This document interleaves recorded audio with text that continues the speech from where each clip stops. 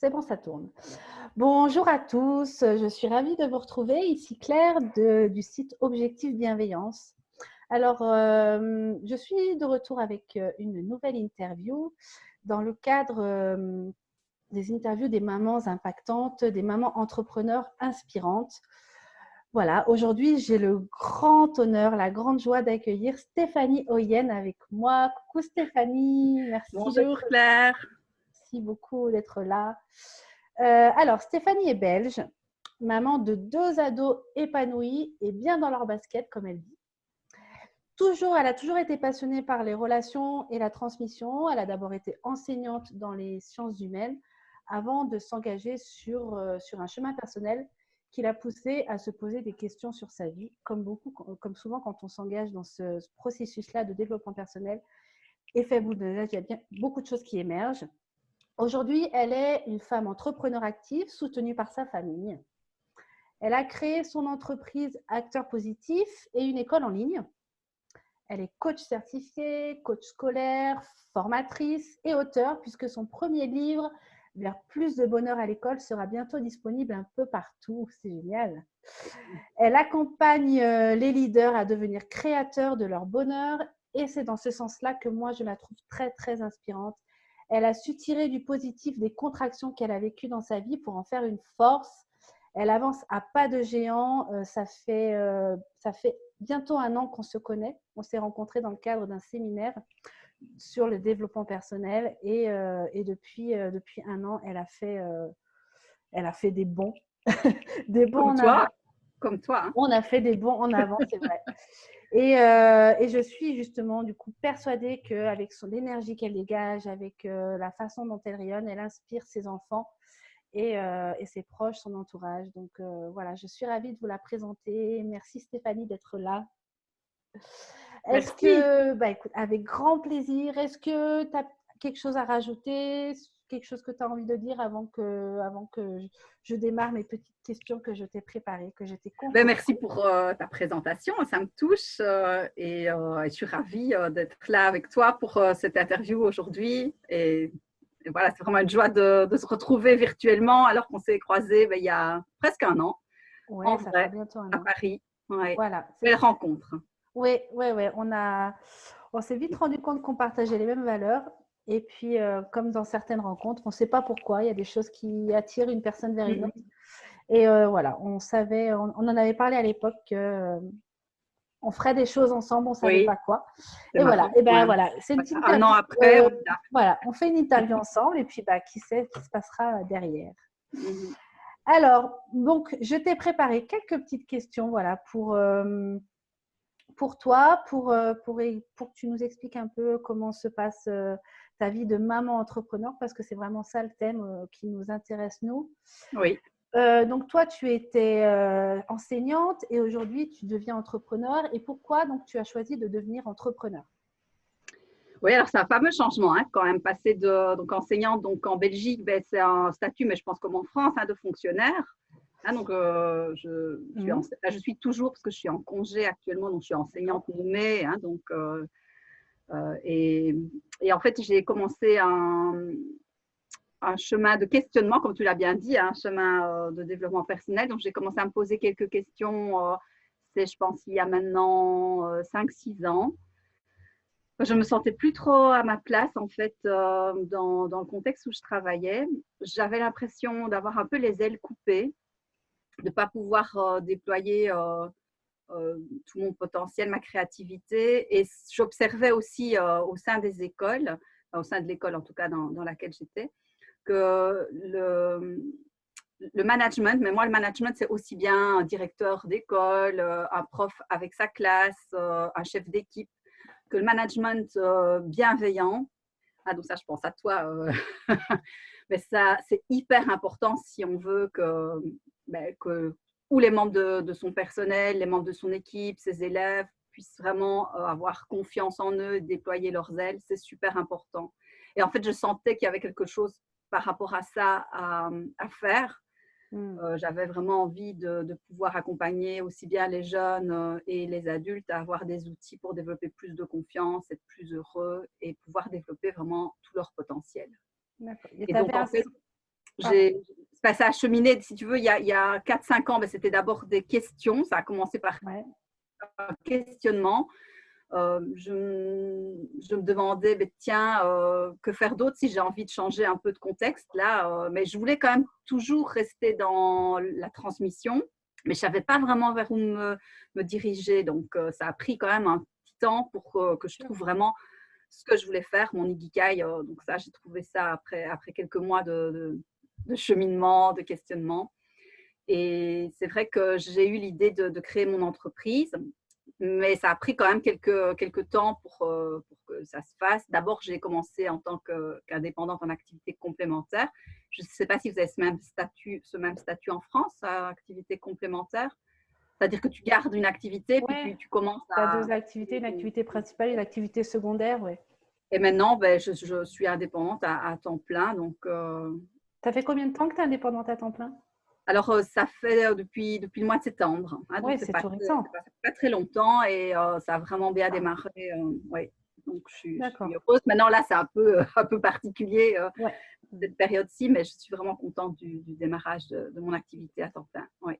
Moi, ce que j'entends, c'est que il y a finalement, quand tu t'es mise sur ce chemin de développement personnel, ça partait aussi d'une frustration de justement pas pouvoir t'exprimer à ton plein potentiel et voilà ce que tu parlais de créer. Donc, oui, en fait, si tu veux, de frustration.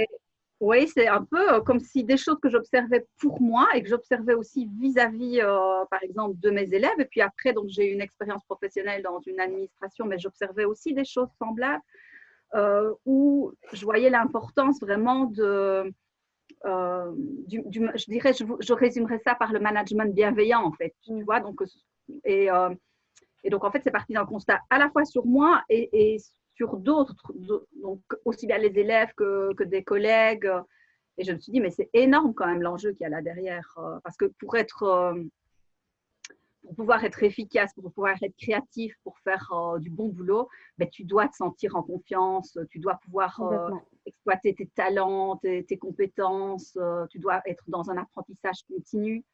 Et ce n'est pas toujours un contexte que je rencontre ou que j'observe à l'heure actuelle, que ce soit dans des écoles, dans des entreprises, des administrations. Je trouve qu'il y a un travail à faire. Oh oui, il y a un gros travail, mais je pense qu'il y a des choses qui sont en train d'émerger, et encore plus avec ce qui se passe aujourd'hui, avec le confinement, avec tout ce qui se passe. Les prises de conscience sont en train d'émerger.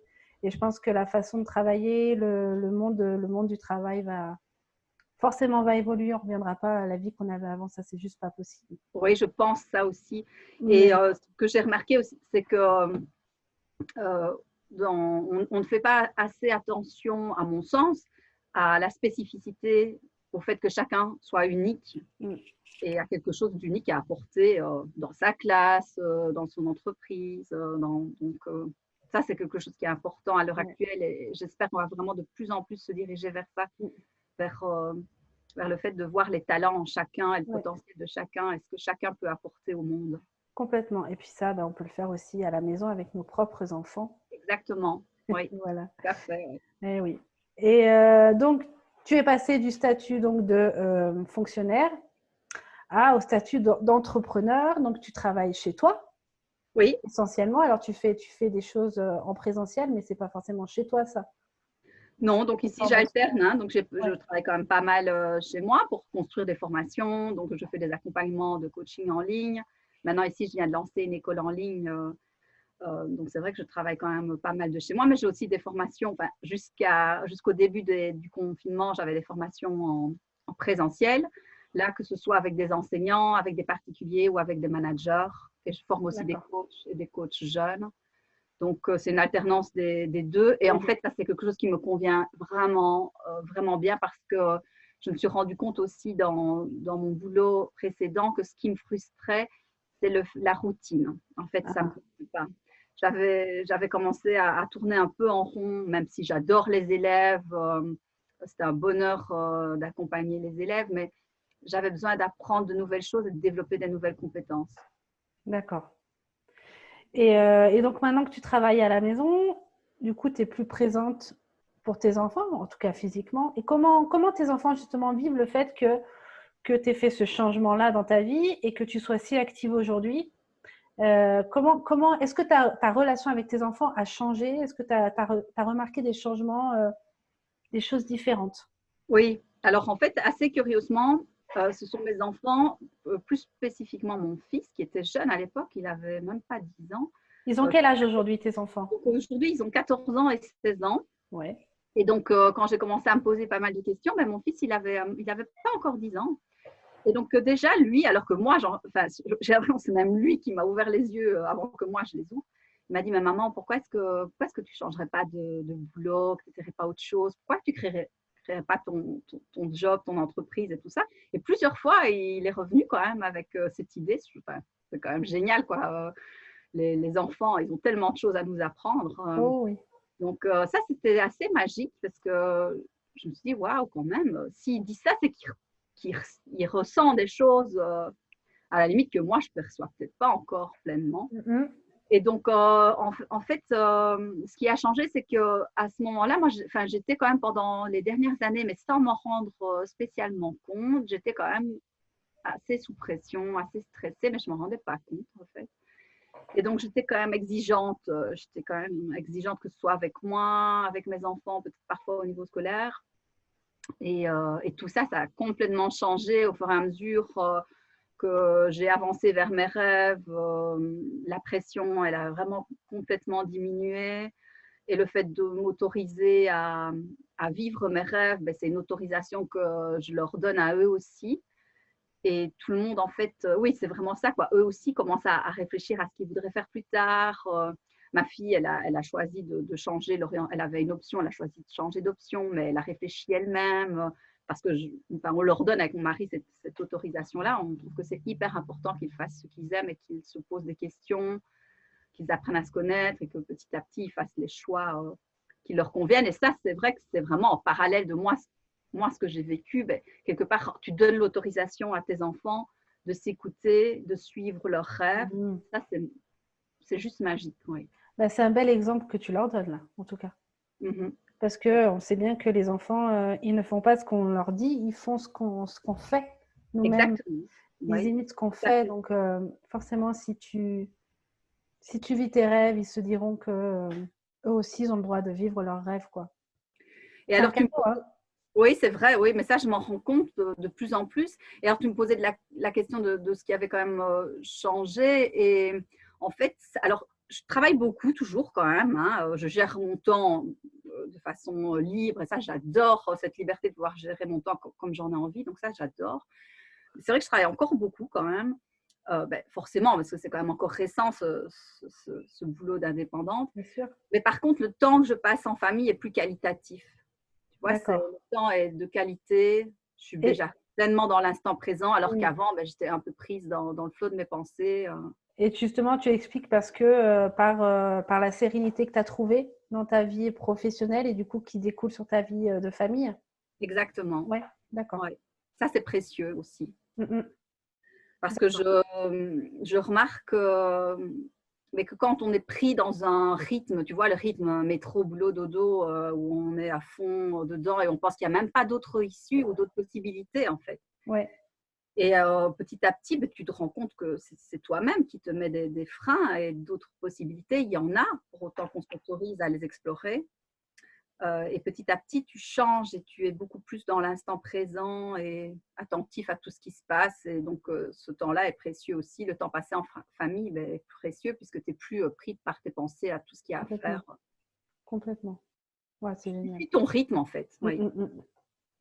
Et justement, qu'est-ce que tu aimerais dire à ces mamans qui ne s'autorisent pas à vivre leurs rêves, qui se disent que ce n'est pas possible, qu'elles n'ont pas forcément le droit de penser à elles et qu'il n'y a que leurs enfants sont le centre. Alors évidemment, nos enfants sont nos trésors, mais je pense qu'il est important de ne pas s'oublier en tant que femme.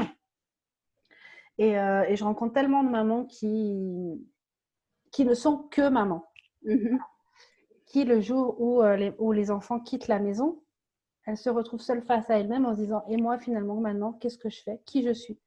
Voilà. Qu'est-ce que tu aimerais dire justement à ces mamans qui ne sont que mamans et qui ne s'autorisent pas à être femmes? Est-ce que tu aurais quelque chose pour leur donner envie, tu vois, une petite graine à semer, une petite étincelle allumée pour leur donner envie de se mettre un peu sur ce chemin-là.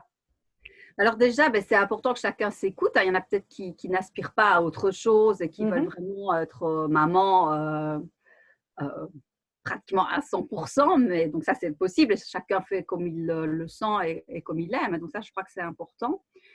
Par contre, ça dépend comment on le vit en fait. Si c'est être essentiellement maman, oublier ses rêves, s'oublier, pas prendre spécialement du temps pour soi ou ses rêves, c'est un peu quand même quelque part se sacrifier, passer en second. Et c'est un drôle de message quand même qu'on donne à ses enfants parce que quelque part, comme tu l'as très bien dit tout à l'heure, ils fonctionnent, nos enfants, quand même par imitation plutôt que par des remarques ou des conseils qu'on pourrait leur donner. Non, ils regardent ce qu'on fait et ils vont reproduire ça. Et donc, quelque part, le fait de passer en second, le fait d'oublier ses rêves, le fait de se sacrifier, et ça part évidemment à chaque fois d'une très belle intention, hein, ce n'est pas du tout une critique, mais quelque part, tu donnes comme message, dans la vie, tu dois te sacrifier, tu dois oublier tes rêves, tu dois t'oublier. Tu vois, et ça, j'invite quand même les mamans à se poser cette question-là. Tiens, quel est le message que j'ai envie de donner à mes enfants? Et alors moi, quand je suis en coaching, voilà une image que j'utilise souvent avec les personnes que j'accompagne, c'est les masques, tu vois, les masques qu'il y a dans les avions. Ouais. Donc, en fait, moi pendant plein de fois, quand je prenais l'avion et que je voyais le steward là ou l'hôtesse de l'air qui disait, là, voilà, si jamais il y a une zone de turbulence, vous devez prendre le masque, vous le mettez d'abord sur vous et puis après seulement vous le mettez pour vos enfants. Je me disais, mais enfin, c'est quand même bizarre, normalement c'est les enfants d'abord, quoi. Quel drôle de fonctionnement. Et en fait, c'est avec tout ce que j'ai fait maintenant avec le coaching et tout ce que j'ai appris, non, en fait, c'est hyper important de prendre d'abord soit de l'oxygène, parce que si toi, tu n'as pas pris de l'oxygène, si tu n'as pas pris soin de toi, de tes rêves, comment est-ce que tu peux vraiment aider et accompagner les autres, en fait? Ce ne sera pas un accompagnement efficace. Donc, en prenant soin de toi, en avançant vers tes rêves, en passant parfois en premier, tu donnes aux autres, à ton entourage, l'autorisation de faire de même. Et c'est ça le plus beau cadeau pour moi. Waouh. Super. Merci. C'est un beau message que tu viens de faire passer là. Alors, on va juste terminer sur les questions habituelles. Quel est ton objectif envers toi-même et envers tes enfants? Alors, je pense que ça va reprendre un peu ce que tu as dit, mais voilà, un petit. Alors, donc, un des objectifs importants, il y en a, je dirais, il y en a deux. Alors, le premier, c'est justement quand je te parlais d'exigence, de pression et tout ça. Moi, maintenant, mon objectif, c'est de faire de mon mieux et non plus être parfaite, parce que moi, c'était un petit peu mon côté perfectionniste. Donc là, ici, j'essaie chaque fois de faire de mon mieux. C'est un des accords Toltec, j'adore les accords Toltec. Donc, je fais de mon mieux jour après jour en fonction de mon énergie du moment, du contexte, de mes connaissances du moment, etc. Et j'invite aussi mes enfants à faire de même, hein, donc à relâcher la pression qui pourrait se mettre tout seul, à faire vraiment de leur mieux. Je trouve que c'est un super bon compromis entre être laxiste ou procrastiner et être perfectionniste. Tu vois, c'est hop, tu mets le curseur balance et il n'est pas arrêté ou uniquement sur le côté perfectionniste ou uniquement sur le côté laxiste ou un peu procrastiner tout le temps, mais non, le curseur, il varie selon l'énergie, selon le contexte. Et ça, c'est vraiment super serein de fonctionner comme ça, avec cet objectif-là. Mais ça pousse évidemment à passer à l'action malgré tout, hein, mais en fonction de son énergie. Et un deuxième objectif qui est important pour moi, c'est de se reconnecter à soi, à ses rêves et d'avancer vers ses rêves. Ça, avancer vers ses rêves, moi, c'est quand j'ai commencé à faire la liste de mes rêves. Déjà, rien que de commencer à poser ça sur papier, c'était déjà magique. Et puis de commencer à me dire, je peux réaliser mes rêves et je vais voir ce qu'il faut que je fasse petit à petit pour avancer vers ceci. Et du coup, tout change. Et voilà, et j'ai acheté un carnet à mes enfants aussi avec la liste de leurs rêves qu'ils peuvent compléter quand ils le souhaitent. Et voilà, donc je trouve que c'est important. Donc, faire de son mieux et avancer vers ses rêves. Voilà. C'est les deux objectifs principaux. Deux objectifs, deux beaux messages.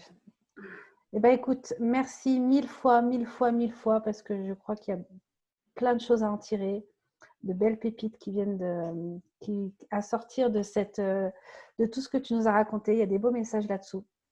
Mais Et merci à voilà, toi c'est pour très, les très, très questions inspirant. qui sont aussi intéressantes de se poser à soi-même. Hein, Oui, complètement. Alors, je mettrai en dessous de la vidéo, juste en dessous, les liens donc, pour aller sur ton site Acteur Positif, ton école en ligne, le lien pour aller éventuellement acheter ton livre avant qu'il soit disponible un peu partout. Disponible au mois d'août, c'est ça? Oui, donc ici, je te communiquerai un lien vers la page où on peut avoir les infos. Sinon, il sera disponible dans tous les points de vente à partir de cet été. Voilà. Ici, ça a été un peu retardé vu la situation qu'on vit actuellement.